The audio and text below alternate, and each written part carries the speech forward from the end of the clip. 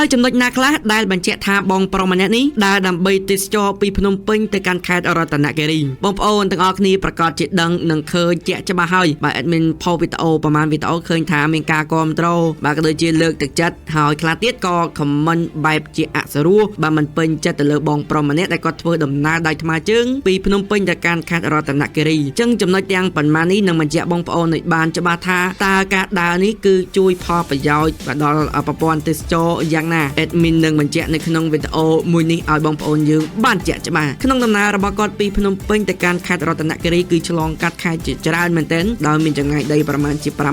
588គីឡូម៉ែត្រឯណោះដោយចំណុចទី1យើងពឹងផ្អែកលើទេសភាពនៅតាមដងផ្លូវបងប្អូនប្រកាសជាឃើញគឺតាមដងផ្លូវគឺមានសភាពស្អាតមែនទែនហើយទេសភាពធម្មជាតិនោះក៏ល្អទៅទៀតជាពិសេសសម្រាប់ដ៏ស្រស់ស្អាតរបស់ទង់ជាតិឲ្យស្ពីក្រោយខ្នងរបស់គាត់ចំណុចទី2គឺសុវត្ថិភាពបាទសូមបញ្ជាក់ឲ្យឃើញថានៅក្នុងប្រទេសកម្ពុជារបស់យើងធ្វើដំណើរតាមរយៈថ្មើរជើងនេះគឺមានសុខសុវត្ថិភាពបាទមិនមានចោរឆក់មិនមានចោរប្លន់ផ្សេងបាទដូច្នេះបញ្ជាក់ពីសុវត្ថិភាពនៅតាមដងផ្លូវរីឯចំណុចទី3តកតងជាមួយនឹងប្រជាជនគេចង់ដឹងថាពេលដែលគាត់ដើរតាមផ្លូវនឹងមានបងប្អូនយើងជូនជាលុយជូនជាទឹកសុទ្ធឬក៏និយាយសួរសុខទុក្ខអីអត់បាទនេះគឺជាចំណុចដ៏ពិសេសគេហៅថាចំណុច friendly បងប្អូនបាទតចរិតរបស់បងប្អូនប្រជាពលរដ្ឋខ្មែរ admin ឃើញមែនឃើញបងប្អូនយើងខ្លះក៏គាត់ជូនជាលុយខ្លះក៏ជូនជាភេសជ្ជៈផ្សេងចឹងទៅនេះគឺជាចំណុចទាំង3ដែលសំខាន់បាទតកតងជាមួយនឹងដំណើរទេសចរថ្មើរជើងបាទ admin សូមលម្អិតម្ដងទៀតគឺទី1តកតងជាមួយនឹងទេសភាពតាមដងផ្លូវបាទដើរទៅមានជួបផ្ទះសម្បែងបាទមានផ្លូវមានជួបអី